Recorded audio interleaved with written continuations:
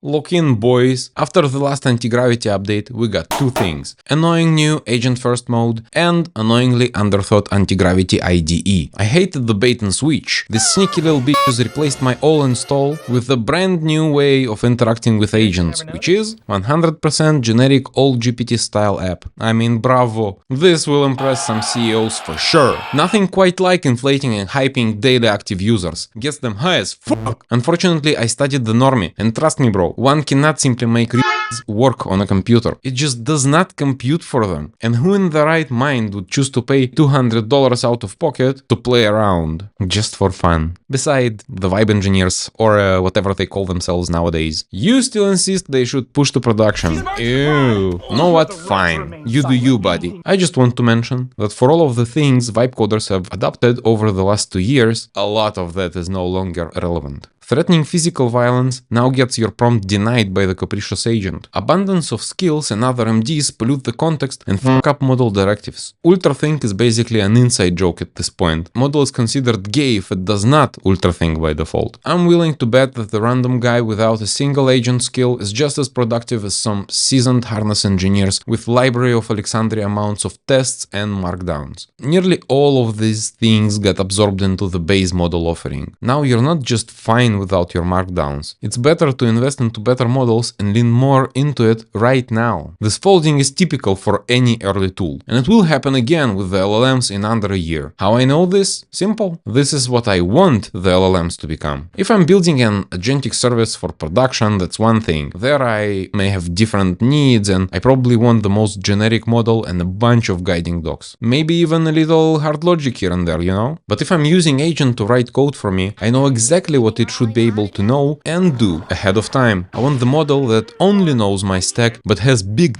energy about it. Fuck you and your VS Code plugin type MCP shit. Most devs are so predictable in what they need that you literally get a SES-like environment for development. Or does it come out as an ETAS? Like those online-only single-player games, am I right, guys?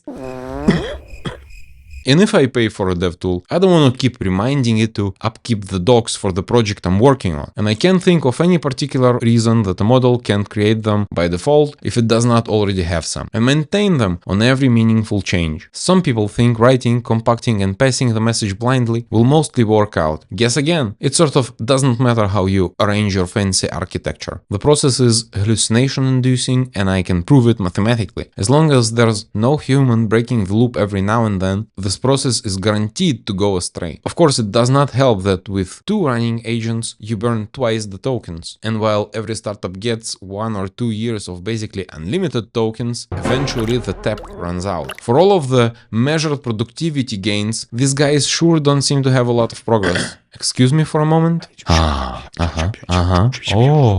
Shit, we're almost out of time. Wait a sec. Here we go. I know all suggestions will get baked into the agent UI on the very next iteration. But hey, at least we will still have Git and it may still pay to know it. God only knows what can make a man watch this video. In case you did, do like it. Subscribe if it's the best thing you've seen in the last like 3 minutes. With all of this endless wisdom out of the way, I can finally go back to sleep. Peace.